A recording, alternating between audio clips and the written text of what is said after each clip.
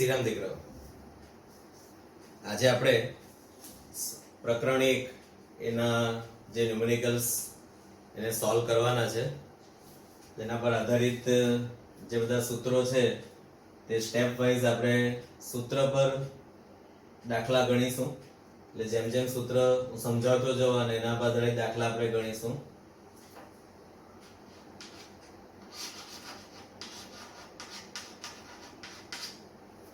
આપણું પહેલું સૂત્ર છે મોલ બરાબર વજન ભાગ્યા અણુભાર, અથવા તમે દળ ના છેદમાં આણ્વીય દળ, એ તમારે યાદ રાખવાનું. અને ત્યારબાદ આપણે જે દાખલા ગણવાના છે એમાં અણુની સંખ્યા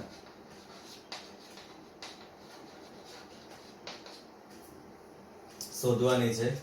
તો અણુની સંખ્યા બરાબર સૂત્ર છે n મલ્ટીપ્લાય n, જ્યાં સ્મોલ n બરાબર મોલ અને કેપિટલ N બરાબર એવોગાડ્રો આંક, જેનું મૂલ્ય અચળ છે, તમને ખ્યાલ છે 6.022 into 10⁻23. તો આ જે બે સૂત્ર છે એ સૂત્ર તમે પહેલા તમારી નોટમાં લખી લો.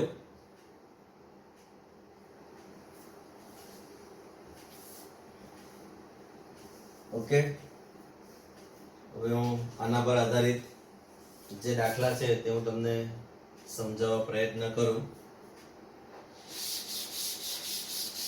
બહુ સરળ દાખલા છે દીકરાઓ.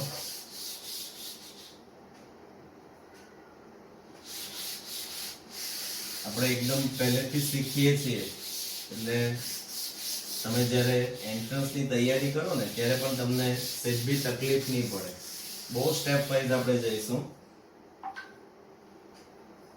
આપણો રકમ છે 360 ગ્રામ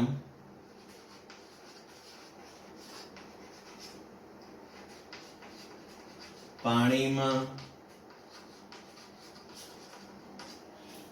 રહેલા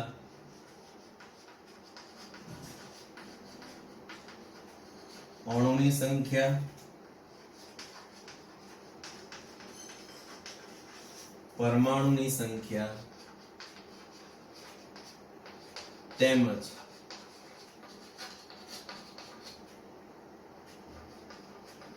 કુલ પરમાણુની સંખ્યા ગણો. ઓકે, તો હવે આપણે અત્યારે સૂત્ર શીખ્યા કે અણુની સંખ્યા શોધવું હોય તો મોલ જોઈએ.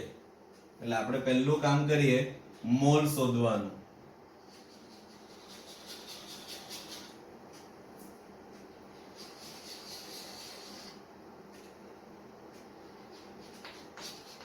પાણીના મોલ બરાબર વજન ભાગ્યા અણુભાર. એનું વજન છે 360 ગ્રામ, અણુભાર 18 ગ્રામ પર મોલ. આ ગ્રામ કેન્સલ થઈ જશે, મોલ ઉપર જતા રહે, એટલે 18 દુ 36, 20 મોલ પાણીના થશે. બરાબર, આપણું પહેલું સ્ટેપ આપણે ક્લિયર કર્યું. હવે દીકરાઓ બીજું સ્ટેપ છે આપણું પાણીના અણુની સંખ્યા. પાણીના અણુની સંખ્યા સૂત્ર n મલ્ટીપ્લાય n. n કેટલા 20 અને 6.022 into 10⁻23 એ તો અચળ સંખ્યા છે. આ 120.44 થશે. 120.44 ગુણ્યા 10⁻23, એને તમે પ્રમાણિત સ્વરૂપમાં લખો તો 1.2044 ગુણ્યા 10⁻25 અણુઓ એવો તમારો જવાબ થશે. ચેક કરવાનું તમારે.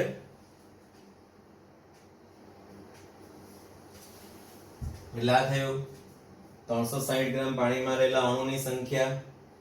હવે આપણે દીકરો પરમાણુની સંખ્યા શોધવાના છે. તો H2O માં 2H અને એક O પરમાણુ છે. ઓકે, હવે પરમાણુની સંખ્યા હાઇડ્રોજન પરમાણુની સંખ્યા. તો સૂત્ર પરમાણુ ગુણ્યા અણુની સંખ્યા. પરમાણુ ગુણ્યા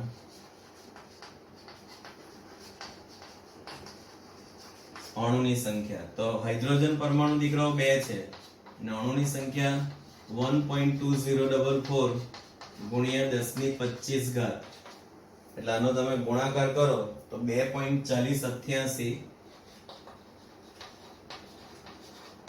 ગુણ્યા 10⁻25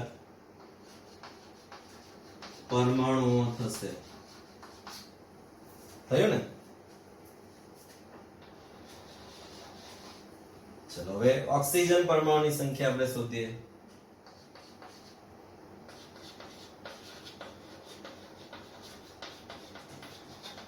ઓક્સિજન પરમાણુની સંખ્યા બરાબર પરમાણુ ગુણ્યા અણુની સંખ્યા.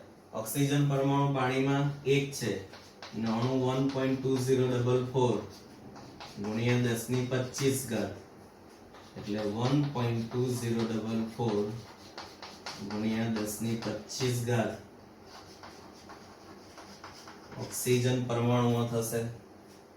થયું? હવે કુલ પરમાણુની સંખ્યા. તો કુલ પરમાણુ 2 ને 1 3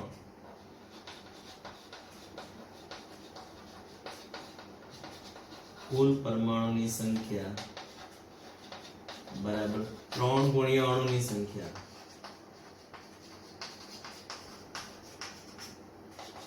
એટલે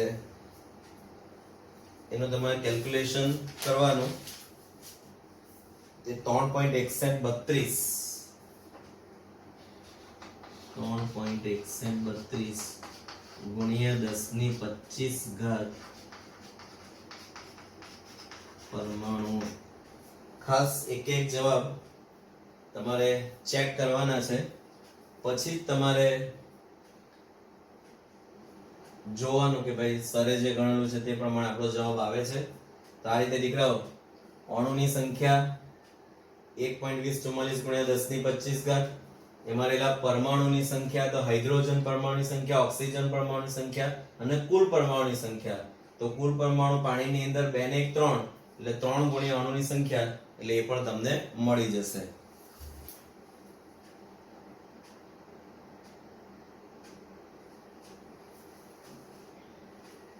તો દાખલો આખો બોર્ડ પર તમારો સિસ્ટમેટિક આપણે ગણેલો છે.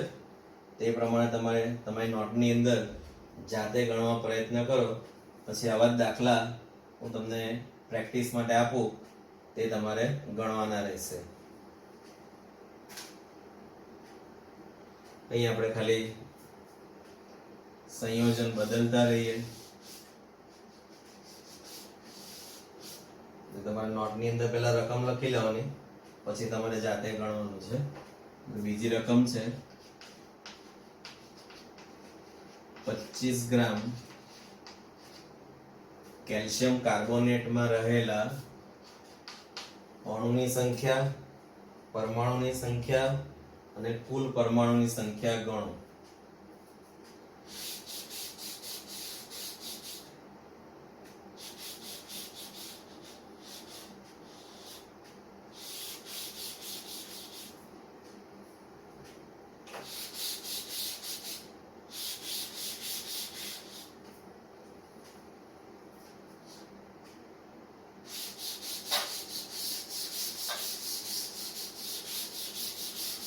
સ્ટેપ સરખા જ રહેશે, ખાલી પહેલું સ્ટેપ મોલ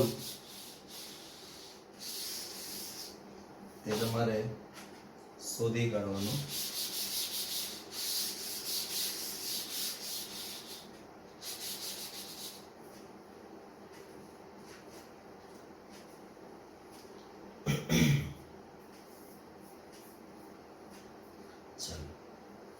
કેલ્શિયમ કાર્બોનેટનો જે અણુભાર છે તે 100 ગ્રામ પર મોલ છે.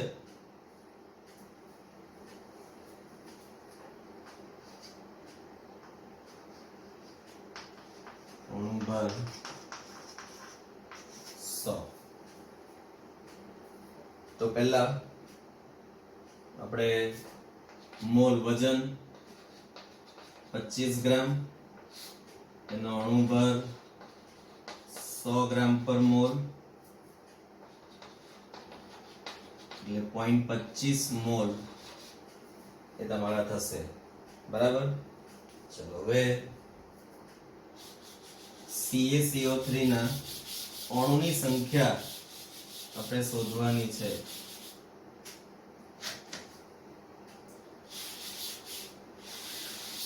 તો આપણે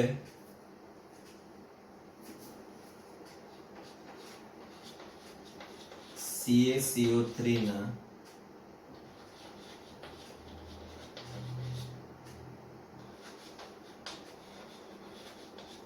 અણુની સંખ્યા n મલ્ટીપ્લાય n. n તો આપણી પાસે આવી ગયા 0.25 અને આ n 6.022 into 10⁻23. બસ આનો ગુણાકાર કરવાનો. તો ગુણાકાર જે છે તે તો કેલ્ક્યુલેટર કરશે.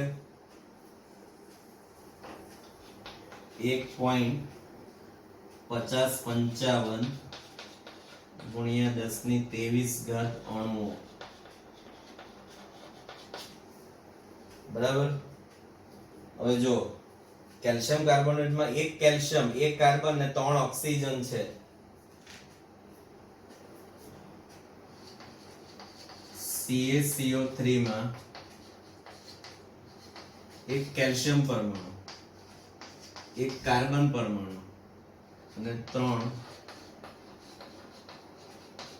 ઓક્સિજન પરમાણુ છે. હવે એની સંખ્યા આપણે શોધવી હોય તો સૂત્ર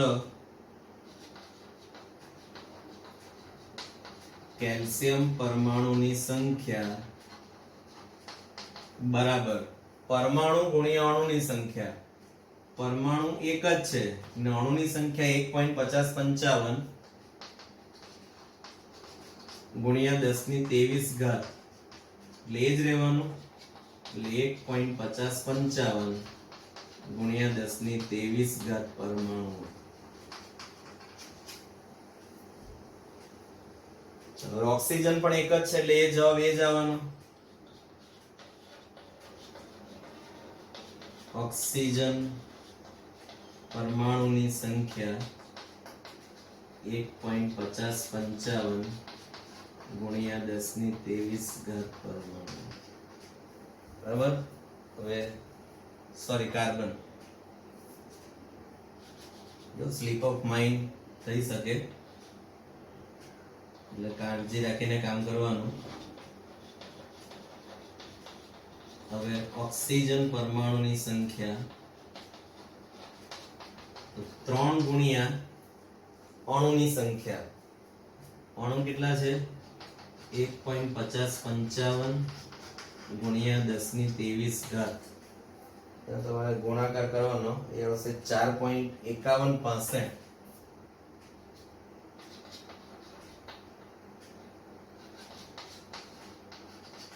ગુણ્યા 10⁻23 પરમાણુ. હવે એક જ સ્ટેપ બાકી રહ્યો આપણું કુલ પરમાણુની સંખ્યા. તો કુલ પરમાણુ 1 + 1 2 ને 3 5 એટલે 5 ગુણ્યા અણુની સંખ્યા થશે.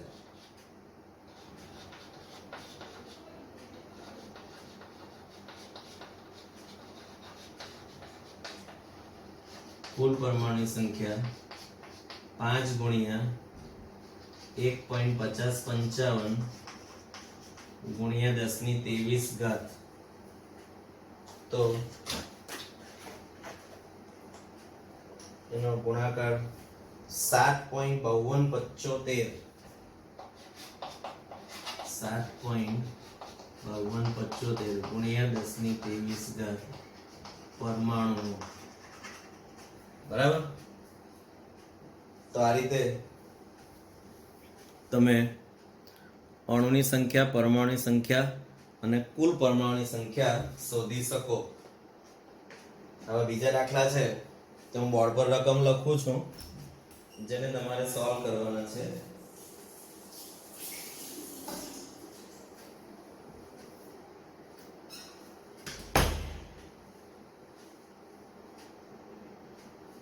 પહેલા જોઈએ તો તમે નોટબુકમાં ગણવા માટે એકવાર જોઈ લો દાખલો.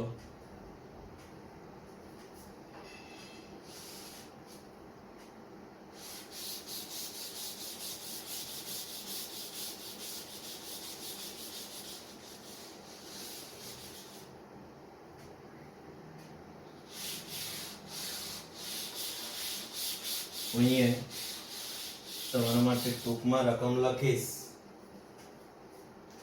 કારણ કે અણુની સંખ્યા, પરમાણુની સંખ્યા અને કુલ પરમાણુની સંખ્યા શોધવાનું છે. તેને આપણે કોમન કાઢી લઈશું.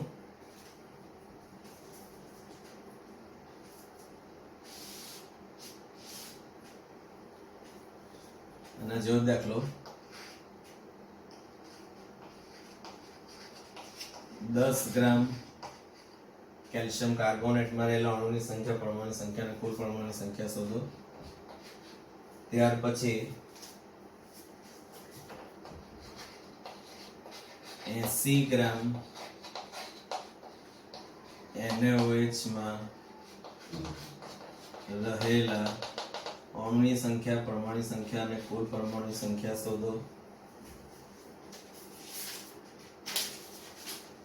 આમાં સોડિયમનો પરમાણુ ભાર 23, ઓક્સિજનનો 16 અને હાઇડ્રોજનનો 1. એટલે અણુભાર શોધી કાઢવાનો. 23 ને 16 39 ને 40 ગ્રામ પર મોલ થાય. ત્યાર પછી 36.5 ગ્રામ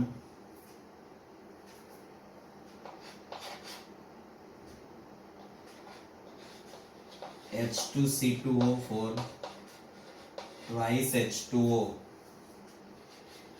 નું નામ છે ઓક્ઝેલિક એસિડ. twice H2O એને સજળ કહેવાય. હાઇડ્રેટેડ કમ્પાઉન્ડ કહેવાય, પાણી સાથેના. એમાં રહેલા અણુની સંખ્યા, પરમાણુ સંખ્યા અને કુલ પરમાણુ સંખ્યા શોધો. એમાં હાઇડ્રોજનનો ભાર 1, કાર્બન 12 અને ઓક્સિજન 16. એનો અણુભાર તમે ગણજો 126 ગ્રામ પર મોલ આવશે એનો અણુભાર. પછી તમારે મોલ શોધવાના. જવાબ આપણે કાલે એની ડિસ્કશન કરીશું, તો તમને પણ ગમે.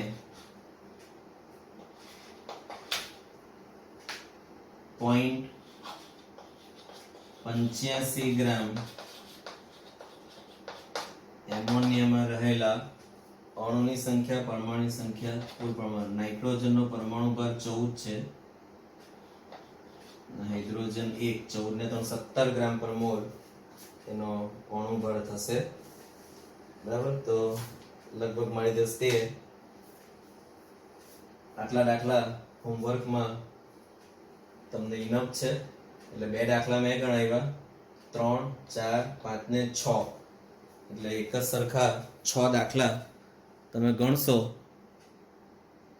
એટલે તમને બરાબર આવડી જશે.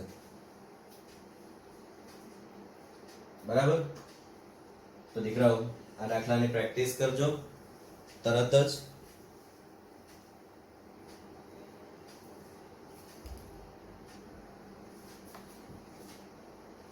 અને ફરી પાછા આપણે નેક્સ્ટ ડે કાલે બીજા દાખલા ગણીશું.